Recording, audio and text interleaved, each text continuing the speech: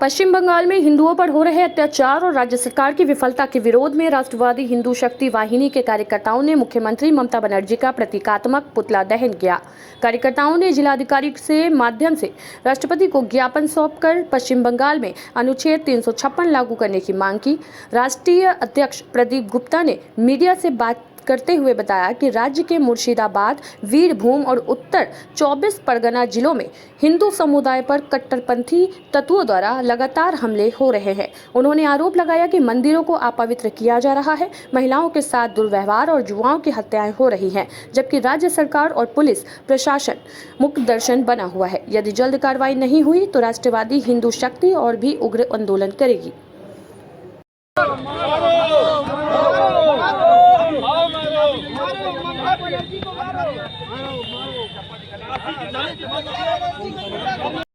मांग पत्र ज्ञापन भेजने का काम किया। हमारी मांग है कि अनुच्छेद 356 का प्रयोग करते हुए तत्काल पश्चिम बंगाल में जो एक अलोकतांत्रिक कानून व्यवस्था के मुद्दे पर पूरी तरह से फेल सरकार है, हिंदू विरोधी सरकार है, इसको तत्काल बर्खास्त करते हुए राष्ट्रपति शासन लागू किया जाए। नहीं तो पश्चिम बंगाल की स्थिति दिन पे दिन बिगड़ती जा रही है और जो हिंदू जनमानस मुर्शिदाबाद, सिंह भूमि सहित तमाम पश्चिम बंगाल के जिलों से पलायन को मजबूर हो रहे हैं, उनको पुनः उनके पुनर्वास की व्यवस्था की जाए और ममता बनर्जी इस दंगे की प्रमुख सूत्रधार हैं। इसकी उच्च स्तरीय जांच करा करके उनके विरुद्ध सुसंगत धाराओं में मुकदमा दर्ज किया जाए और जरूरत पड़ने पर उनको जेल भेजा जाए। तो इन्हीं सब बिंदुओं पर हम लोग आज माननीय जिलाधिकारी के माध्यम से अपना ज्ञापन सौंपने का काम किए हैं महामहिम राष्ट्रपति महोदया के नाम। साथ ही आज राष्ट्रवादी हिंदू शक्ति वाहिनी का एक वरिष्ठ जनों का प्रतिनिधि मंडल आया और हम लोग अभी पुलिस आयुक्त महोदय से भी मिलेंगे और हम लोग अपने ज्ञापन के माध्यम से मांग करेंगे कि ऐसा व्यक्ति समाजवादी पार्टी का जिसके विरुद्ध जेतगंज थाने में अमर्यादित टिप्पणी करने और अमर्यादित पोस्ट माननीय प्रधानमंत्री नरेंद्र मोदी जी के संबंध में लगाने पर राष्ट्रवादी हिंदू शक्ति वाहिनी के लोगों द्वारा थाना चेतगंज में मुकदमा दर्ज हुआ है। मुकदमा दर्ज होने के बाद भी वो सिगड़ा थाने में खड़ा होकर के और ललकारने का काम कर रहा है, धमकी देने का काम कर रहा है। समाजवादी पार्टी के लोग ऐसे गुंडा तत्वों को लेकर के जब तक जिला मुख्यालय आकर के कमिश्नरेट पुलिस के ऊपर दबाव बनाने का काम करते हैं। समाजवादी पार्टी का एक लुच्चे किस्म का नेता लालू यादव जो कि समाजवादी सरकार में दलाली के लिए प्रख्यात था, उसके द्वारा हर तीरथ क्षेत्र में, कोतवाली क्षेत्र में जो हिंदू बालिका के साथ दुर्व्यवहार हुआ उसके अभियुक्तों के पक्ष में खड़ा होकर के वो मुस्लिम तुष्टीकरण के तहत उनका बचाव कर रहा है और सीधे सीधे हिंदू संगठनों को, शासन और प्रशासन को ललकारने का काम कर रहा है कि 2027 में अगर समाजवादी पार्टी की सरकार बनती है तो वो उल्टा लटकवाने का काम करेगा और ऐसे लोगों की आवाजाही जिला मुख्यालय पर राष्ट्रवादी हिंदू शक्ति वाहिनी कदापि बर्दाश्त नहीं करेगा। और अगर ऐसे लोगों को पुलिस सुरक्षा दी जाती है, पुलिस प्रोटेक्शन दी जाती है तो राष्ट्रवादी हिंदू शक्ति वाहिनी सड़क पर उतर करके लड़ाई लड़ने का काम करेगा। और अभी हम लोग इसी कड़ी में प्रतीकात्मक विरोध स्वरूप ममता बनर्जी का पुतला भी फूकने का काम करेंगे इसी जिला मुख्यालय में। सराफा व्यापारी पर हो रहे जानलेवा हमलों के विरोध में सराफा संगठनों के पदाधिकारियों ने जिला मुख्यालय पर प्रदर्शन किया और जिलाधिकारी के माध्यम से मुख्यमंत्री को ज्ञापन सौंपा। व्यापारी नेता किशन सेठ ने मीडिया से बातचीत करते हुए सराफा व्यवसायियों की सुरक्षा की मांग की और कहा कि व्यवसायियों को असलहे के लाइसेंस त्वरित दिए जाएं। ज्ञापन में मांग की गई कि किसी सराफा व्यापारी की हत्या होने पर परिजनों को 1 करोड़ रुपए की आर्थिक सहायता दी जाए और एक आश्रित को सरकारी नौकरी मिले। साथ ही लूट या हत्या की घटनाओं में दोषियों को जल्द गिरफ्तार कर लूटी गई संपत्ति की पूरी बरामदगी सुनिश्चित की जाए। पदाधिकारियों ने पुलिस से उत्पीड़न पर भी चिंता जताई और मांग की कि ऐसी शिकायतों की निष्पक्ष जांच कर दोषी पुलिसकर्मियों पर कार्रवाई की जाए ताकि व्यापारी सुरक्षित वातावरण में कारोबार कर सके। जोर जुल्म के टक्कर में, जोर जुल्म के टक्कर में, न्याय दो, न्याय दो, न्याय दो, न्याय दो, न्याय दो, न्याय दो, न्याय दो, न्याय दो, न्याय दो, न्याय दो। जय जय नरहरि, जय जय सोनार, जय जय नरहरि। किसान सेठ अधिवक्ता अध्यक्ष वाराणसी सराफा व्यापार मंडल। जी, किस प्रकार का आप लोग का प्रोटेस्ट चल रहा है? आज नरहरि सेना द्वारा जो है पूरे प्रदेश में सराफा कारोबारियों के साथ हो रही लूट हत्या की घटना को देखते हुए माननीय मुख्यमंत्री को जिलाधिकारी के माध्यम से एक ज्ञापन सौंपा जा रहा है, जिसमें 5 सूत्री मांगों को मांगा गया है। क्या कुछ मांगे हैं? जैसे जैसे सोने का रेट, चांदी का रेट बढ़ता जा रहा है, सराफा कारोबारियों पर लूट हत्या की घटनाएं जो मंडराती जा रही है और निरंतर ये घटना हो रही है। बनारस में, अन्य जनपदों में भी हो रही है। अभी सिद्धार्थनगर में हत्या हुई, बांदा में हुई, अभी आपके हरक में हुई थी। और घटनाओं का खुलासा होना बहुत बड़ी बात नहीं है। घटनाएं हो क्यों रही है? अगर माननीय मुख्यमंत्री जी कह रहे हैं जीरो टॉलरेंस है, तो ये अपराधी कहाँ से आ रहे हैं? इसकी जवाबदेही जो है शासन प्रशासन की होनी चाहिए। ये अपराधी कहाँ से आ रहे हैं और जिस तरह से सोने चांदी के भाव बढ़ रहे हैं, सराफा कारोबारियों के लिए एक नई जो है व्यवस्था सरकार को लागू करनी चाहिए, जिसमें उनकी सुरक्षा हो सके, टिकट की व्यवस्था हो सके, उनका जो है इंश्योरेंस हो सके, उनको मुआवजा मिले, शस्त्र लाइसेंस मिले। और सरकार को ये भी ध्यान रखना चाहिए कि जो भी सराफा कारोबारी हैं उनके साथ जो भी घटनाएं घट रही हैं उसको फास्ट ट्रैक में तुरंत निवारण कराएं और उनके परिजनों को मुआवजा देने का काम करे। सराफा जो है सड़कार आयोग का गठन हो, जिसमें सराफा अपनी बातों को रख सके। ठीक है। निरंतर सरकार में जो है सराफा निरंतर जो है घटना के लूट के हत्या के शिकार हो रहे हैं। ये बहुत ही अमानवीय घटना है और ऐसे ही रहा तो सराफा जो है अपनी दुकानें बंद कर जो है चाट गुलप्पा बेचने के लिए मजबूर हो जाएंगे। क्या नाम है आपका, थोड़ा बता दीजिएगा। अधिवक्ता किशन सेठ, अध्यक्ष है वाराणसी सराफा व्यापार मंडल के। जी, परिचय थे आप। मैं राम गोविंद प्रजापति, राष्ट्रीय अध्यक्ष कुम्हार आंदोलन मंच, पूर्व सांसद प्रत्याशी लोकसभा चंदौली। जी, किस प्रकार का प्रोटेस्ट आप लोग? आज हम लोग का प्रोटेस्ट है डबल इंजन की सरकार से, जी, भारतीय जनता पार्टी की सरकार से। हमारे समाज में चाहे पाल हो, प्रजापति, कहाँ, लोहार, माली, नाई, धोबी, बारी, बिंद, मल्लार, नटबुसर, बिहार, सोनार, जितने समाज के लोग हैं सबकी हत्या हो रही है और रफ्तार से हो रही है। छिनैती हो रही है, डकैती हो रही है। हमारे सोनार भाइयों के साथ अत्याचार दुराचार हो रहा है, बहन बेटियों के साथ अत्याचार दुराचार हो रहा है। ये डबल इंजन की सरकार स्टेट और केंद्र में बैठकर कर रही है सबका साथ सबका विकास, सबका साथ कुछ लोगों का विकास, सब लोगों का विनाश। इस भारतीय जनता पार्टी का नारा है। अभी आप लोग का जिला मुख्यालय आए हैं, किसको ज्ञापन दिए हैं? ज्ञापन हम यहाँ डीएम महोदय को देंगे। डीएम के माध्यम से राज्यपाल, राष्ट्रपति, मुख्यमंत्री, प्रधानमंत्री को ज्ञापन है और गृह मंत्री अमित शाह जी को ज्ञापन है। ये तीनों मिलकर देश को गुमराह कर रहे हैं और हम लोग को पीट रहे हैं। चंदा लेंगे सेठ जी से, वोट लेंगे कुहार जी से, माली जी से, नाई जी से, धोबी जी से, राजा बन जाएंगे अपने और दबा के अत्याचार कर रहे हैं। क्या कुछ मांगे हैं आप लोग? मांग हमारी है कि जैसे कुछ बंधुओं की हत्या होती है, सवर्ण समाज के बंधुओं की हत्या होती है, उनको 50 लाख रुपए के अनुदान, उनकी बेटी को, पत्नी को 2nd ग्रेड की नौकरी देते हैं। लेकिन यही अन्य जातियों के साथ हत्या होती है, 1 रुपया का अनुदान नहीं देते हैं। और योगी जी सवर्ण समाज की हत्या होती है तो लखनऊ बुलाकर 10 लाख का चेक देते हैं। यही काम विपक्ष भी करता है। माननीय मुलायम सिंह यादव जी की सरकार, अब इसमें अखिलेश यादव जी हैं, उनके समाज की हत्या होगी तो 10 लाख 20 लाख देंगे। हईपाल प्रजापति कीड़ा मकोड़ा की तरह मर जाते हैं, 1 रुपया अनुदान देगा। दोनों एक साड़ू, ये दोनों साड़ू हुआ, समाजवादी और बीजेपी। तो क्या कुछ विकल्प आप? विकल्प हम लोग हम लोग यही जितना पर जुनिया बिरादरी सबके मिला के उलट 2027 में। ठीक है, रोकल न जाइए ना हमने। ठीक है। वाराणसी में नायब तहसीलदार शहर सदर प्रीतम सिंह पर रिश्वत मांगने और अभद्र व्यवहार के आरोप लगे हैं। सेंट्रल बार एसोसिएशन के अध्यक्ष मंगलेश दुबे के नेतृत्व में अधिवक्ताओं ने जिलाधिकारी को ज्ञापन सौंपकर कार्रवाई की मांग की है। मामला मौजा केशरीपुर की एक महिला चंदो देवी की भूमि से जुड़ा है, जिससे लालता प्रसाद का नाम खतौनी से हटाए जाने को लेकर विवाद है।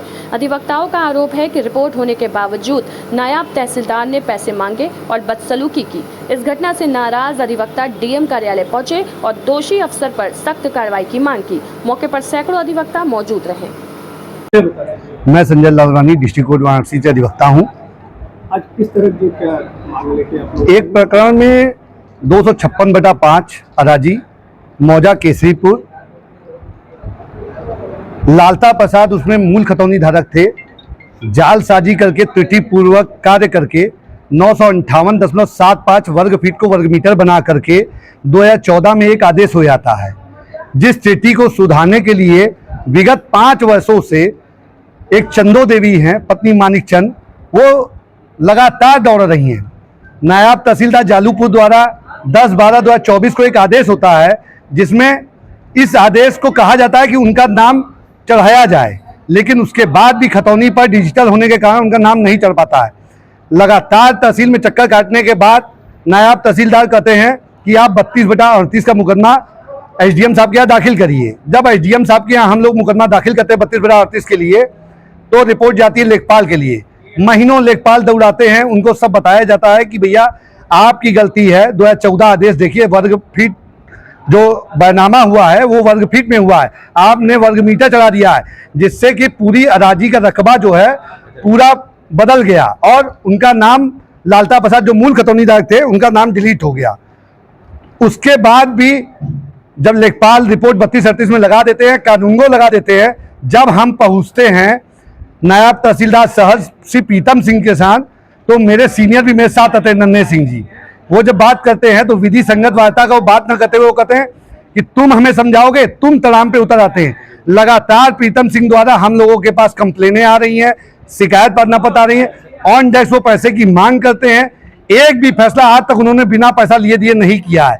कहीं ना कहीं वो बिल्कुल भ्रष्टाचारी हैं, उनके ऊपर विभागीय कार्रवाई हो, इसलिए हम लोग शांतिपूर्ण तरीके से सैकड़ों की संख्या में अध्यक्ष जी के साथ हम लोगों ने ज्ञापन डीएम साहब को दिया है और डीएम साहब तो इस समय छुट्टी पर हैं, जो उनका कार्यभार संभाले हुए हैं। उन्होंने 2 दिन का आश्वासन दिया, यदि 2 दिन तक अगर वो अपनी कार्रवाई प्रीतम सिंह के विरुद्ध नहीं करते हैं तो हम अधिवक्तागण समस्त वादकारी एक बार फिर आंदोलित होंगे, जिसकी जिम्मेदारी शासन प्रशासन की होगी। धन्यवाद। तो आप लोगों को क्या लगता है, वर्ग फीट की बजाय वर्ग मीटर जानबूझ के किया गया है? अगर किया गया है तो क्या दंड है? देखिए, तहसील भ्रष्टाचार का अड्डा बन चुका है, वहां किसी से छिपा नहीं है।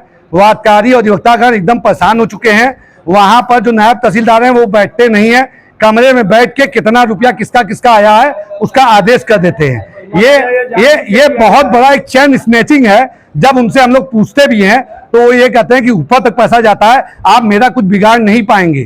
तो इस बार अधिवक्तागण निश्चित तौर से लामबंद होकर तहसील को बंद करने का कार्य करेंगे और डीएम अगर 2 दिन में अगर उनके ऊपर विभागीय कार्रवाई नहीं करते हैं तो आंदोलित होकर उनके सामने भी धरना प्रदर्शन करेंगे, जिसकी जिम्मेदारी शासन प्रशासन की होगी। चैनल के माध्यम से क्या कहना चाहिए? चैनल के माध्यम से सिर्फ इतना चाहेंगे, माननीय योगी सरकार तक मेरी ये बात आवाज पहुंचे कि जो वाराणसी संसदीय क्षेत्र मोदी जी को और योगी जी को बदनाम करने के लिए यहाँ पर जो डीएम वाराणसी हैं वो एसडीएम साहब को शेयर देकर रखे हुए हैं, क्योंकि अगर ऊपर तक पैसा पहुंचता है तो या तो उनके ऊपर का पैसा एसडीएम के पास जाता है और एसडीएम के पास डीएम के पास जाता है। पैसा किनके पास जा रहा है, विभागीय जांच होनी चाहिए। अगर मैं करप्ट हूं तो मैं संजय लालवानी के खिलाफ भी विभागीय जांच करवा लीजिए। अगर 1 रुपया भी मैंने अगर हराम कर लिया होगा तो मेरे खिलाफ भी जांच करवा दीजिए।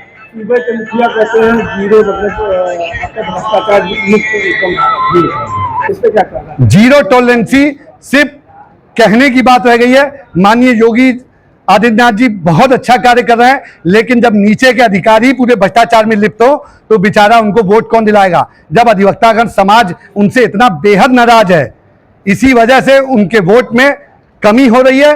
अगर वो इसी तरीके कार्यभार संभालेंगे तो निश्चित तौर पर अधिवक्तागण लामबंद होकर घिराव का कार्य करेंगे, जिससे हम लोगों की आवाज चाहे माननीय योगी आदित्यनाथ तक जाए, चाहे हमारे माननीय प्रधानमंत्री जी तक जाए।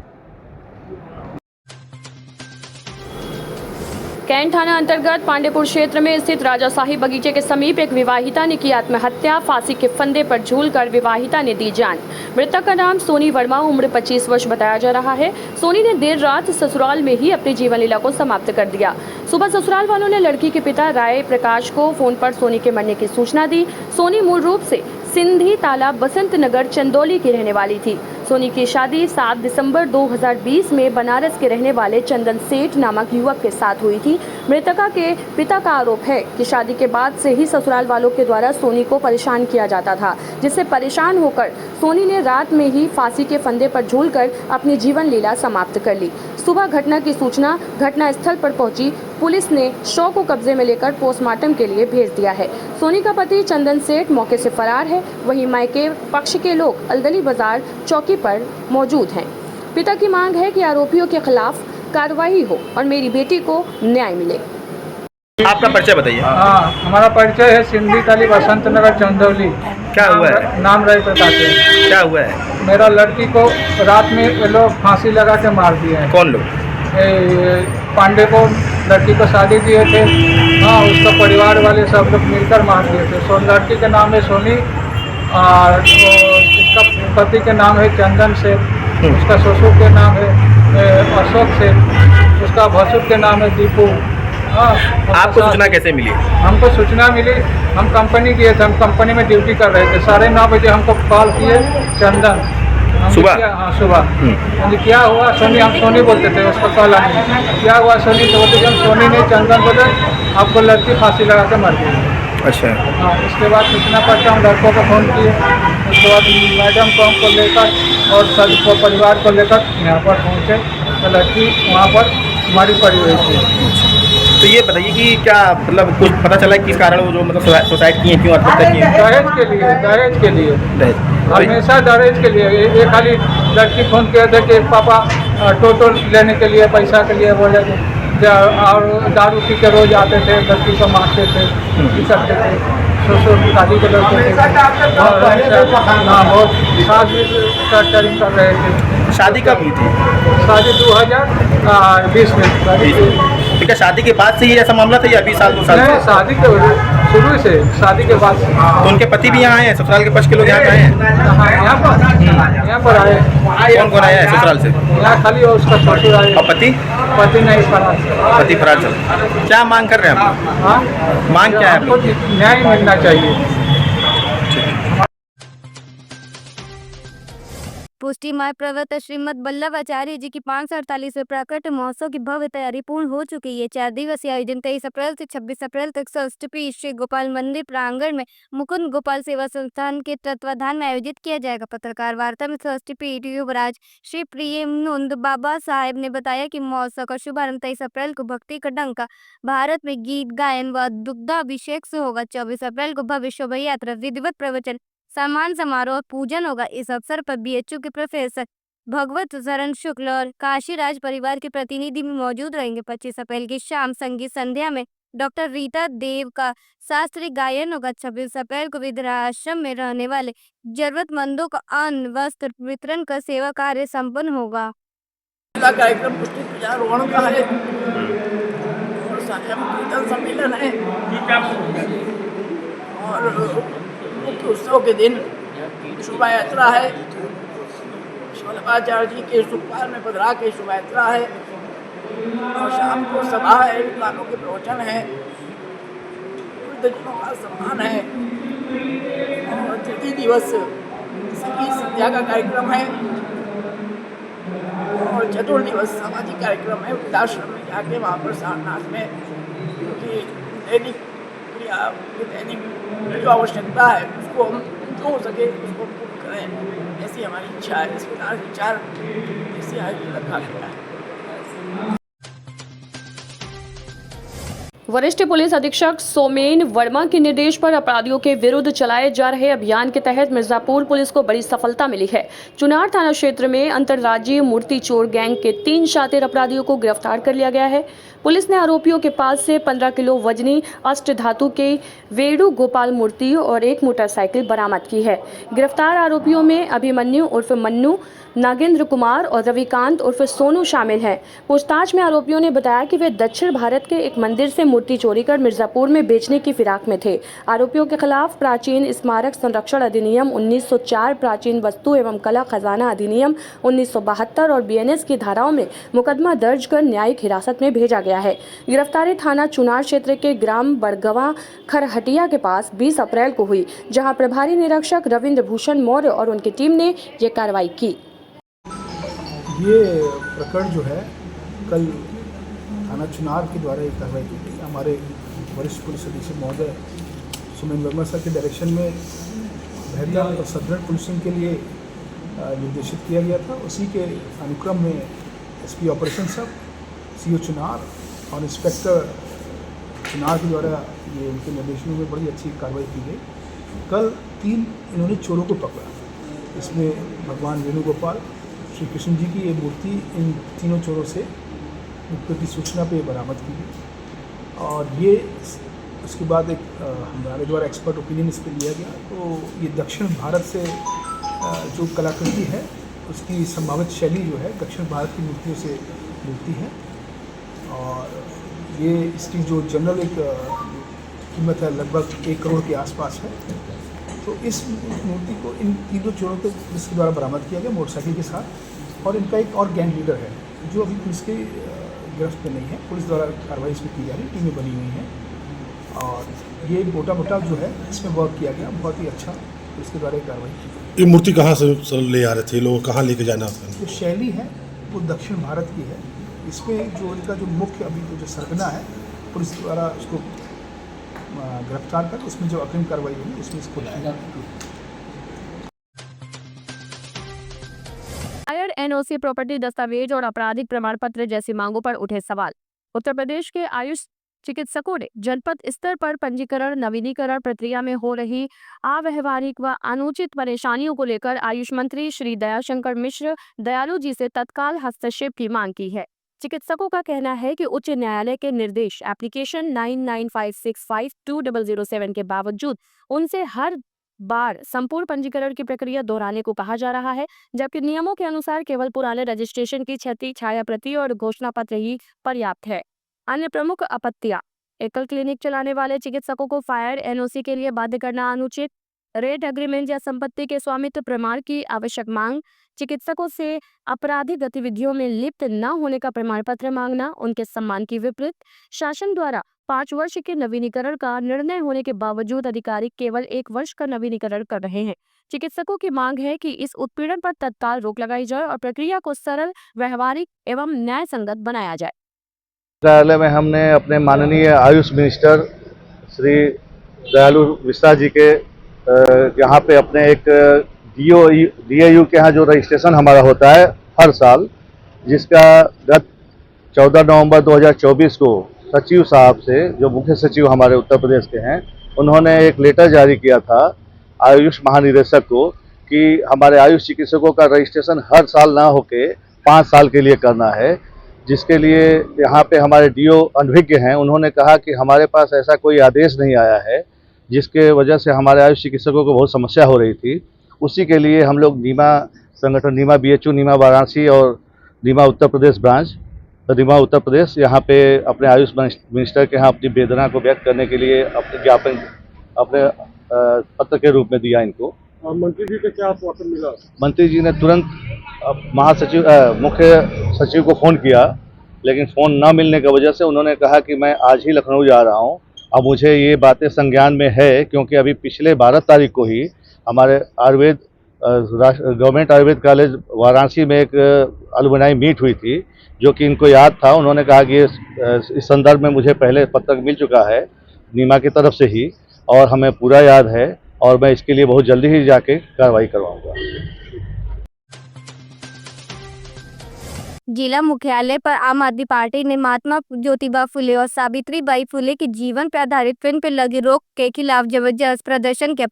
वही पार्टी के जिला अध्यक्ष प्रोफेसर बी सिंह ने की दर्जनों पदाधिकारी और सैकड़ों कार्यकर्ता कचहरी परिसर में जुटे। उन्होंने जिलाधिकारी के माध्यम से राष्ट्रपति को संबोधित ज्ञापन सौंपा। ज्ञापन में मांग की कि इस फिल्म पर लगी रोक को बिना किसी कटौती के तुरंत हटाया जाए, ताकि समाज के लोग फुले दंपत्ति के विचारों और उनके संघर्षों को जान सके।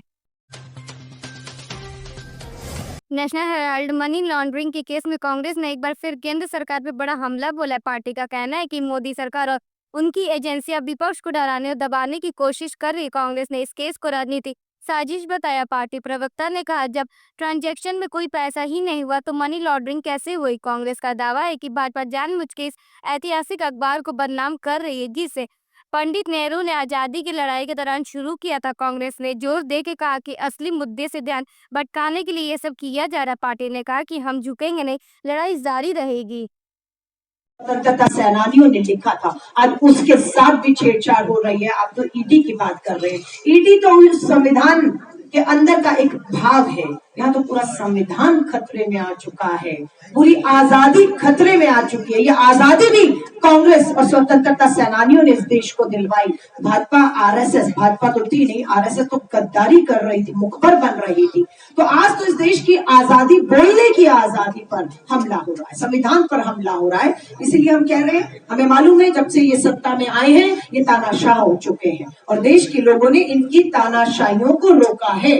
प्रधानमंत्री नरेंद्र मोदी जी के अपने संसदीय क्षेत्र उत्तर प्रदेश में वो कमजोर हुए हैं। सीधा 40 से ऊपर सीटों का उन्हें यहाँ पर नुकसान उठाना पड़ा और 400 पार का रथ देश में अगर किसी एक राज्य ने आगे बढ़कर रोका है तानाशाही के रथ को तो उत्तर प्रदेश ने रोका है और इसके लिए हम उत्तर प्रदेश के लोगों का धन्यवाद करते हैं। मैं इस बात को अजय राय जी के होते हुए कह रही हूँ, जिस तरह से अजय राय जी ने 3 लोकसभा के चुनाव लड़े और लगातार अपने विश्वास को, वोट प्रतिशत को लोगों में बढ़ाया और वहीं प्रधानमंत्री जी का जनता पे विश्वास और वोट प्रतिशत कम हुआ है। अगला चुनाव मैं दावे से कहती हूँ अजय राय जी लड़ेंगे, हम विश्वास से कहते हैं, लेकिन नरेंद्र मोदी जी वाराणसी से चुनाव लड़ने की हिम्मत नहीं दिखाई। संबित पात्रा कह रहे हैं कि जाते उसी में छेद करते हैं। ये कौन सी थाली है? संबित पात्रा जी से पूछिएगा, कौन सी थाली की बात कर रहे हैं? किसने अंग्रेजों का नमक जो है दलाली खाई? किसने पेंशनें ली? किसने गद्दारी करके खुफिया जानकारियां अंग्रेजों तक पहुंचाई? ये आप बताइए। कांग्रेस के स्वतंत्रता सेनानियों ने देश की आजादी से लेकर उस आजादी की हिफाजत तक कुर्बानियां दी। आप एक कुर्बानी संगी भाजपाई गिना तो दें। आज देश जल रहा है। आज आजादी की लड़ाई का जो हमारी नींव है वो लोकतंत्र की कमजोर की जा रही है। झांसी के काशी हिंदू विश्वविद्यालय में धरने पे बैठी एक छात्रा अचिता सिंह का आज 5वां दिन है। वो अपने पीएचडी एडमिशन को लेकर न्याय की मांग कर रही है। आज समाजवादी पार्टी का प्रतिनिधिमंडल बीएचयू पहुंचा, जहां सपा सांसद वीरेंद्र सिंह और एमएलसी आशुतोष सिन्हा ने अचिता सिंह से मुलाकात की। सांसद ने छात्रों को पूरा सहयोग और न्याय दिलाने का भरोसा दिलाया। साथ ही विश्वविद्यालय प्रशासन से बातचीत भी की। अगर अचिता सिंह को न्याय नहीं मिला तो सपा ने प्रदर्शन की चेतावनी दी है। यह जब सूचना हम लोगों को मिली तो हम लोग आज उन कारणों को जानने की कोशिश कर रहे हैं आकर के यहाँ धरने पर कि आखिर उसके साथ अन्याय क्या हुआ। क्योंकि मेरा मानना है कि जिस किसी भी के साथ अन्याय है उसके साथ समाजवादी पूरी तन्मयता के साथ खड़ी है। हम उसी के तहत लोग तमाम तरीके की बात कहते हैं, लेकिन पीडीए प्लेटफॉर्म केवल उन्हीं चीज़ों को लेकर के है, न जाति है न धर्म है। जिसके साथ उत्पीड़न हो रहा है, जिसको न्याय नहीं मिल पा रहा है, उसको न्याय दिलाने का प्लेटफॉर्म है। और उस हम समाजवादी तन्मय के साथ हर तरीके से सड़क से लेकर सदन तक अन्याय के खिलाफ लड़ाई लड़ने के लिए तैयार है। सांसद जी क्या लग रहा है कि लगातार ऐसे मामले? देखिए, हमने सदन में भी मांग की कि ये एक एक करके जो मुद्दे आ रहे हैं, ये मामला एक एक का नहीं है और ये मामला जो है बहुत गंभीर है। क्योंकि इस देश का शिक्षा मंत्री अपने जमूरे को यहाँ पर बैठा करके ये जिस पवित्र मन के साथ पंडित मदन मोहन मालवीय जी ने इस संस्था का निर्माण किया था, वो उसका दुरुपयोग कर रहा है और यहाँ भ्रष्टाचार का अड्डा बना हुआ है। मनमाने तरीके से यहाँ चलाई जा रही है। इसीलिए एग्जीक्यूटिव काउंसिल का गठन नहीं हो रहा है। अगर आज एग्जीक्यूटिव काउंसिल का गठन हुआ होता, एक पूर्णकालिक कुलपति यहाँ नियुक्त होता, तो इस मामले को यूजीसी और सदन तक और शिक्षा मंत्री तक जाने की जरूरत नहीं थी। ये सब जानबूझ करके किया गया है केवल लूटमार के लिए। हमने सदन में भी संसदीय कमेटी के द्वारा संपूर्ण प्रकरण की जांच कराने की मांग की है और जो बच्चों के प्रवेश में जिस तरीके से आरक्षण की लूट हुई है, लोगों के साथ विसंगतियां हुई हैं, जिन लोग हमारे बच्चों के साथ जो भेदभाव करके अपने लोगों का प्रवेश, अपने लोगों को यहाँ नियुक्ति देने, अपने लोगों को जो है स्थापित करने का जो प्रयास ये वर्तमान सरकार कर रही है, उसके विरोध में समाजवादी खड़ी है और हम सब कार्यकर्ता उसका जम करके विरोध करेंगे और उसी विरोध के तहत इस बच्ची का समर्थन देने के लिए हम सब यहाँ पे आए हुए हैं। क्या लग रहा है किस तरह से जो आ रही है वारदात जो है जो निपटा है किसका इसमें दोष मानते हैं? मैं तो सीधे कह रहा हूं, इसमें सीधे सीधे शिक्षा मंत्री इन्वॉल्व हैं और शिक्षा मंत्री अपने द्वारा बैठाए गए जो है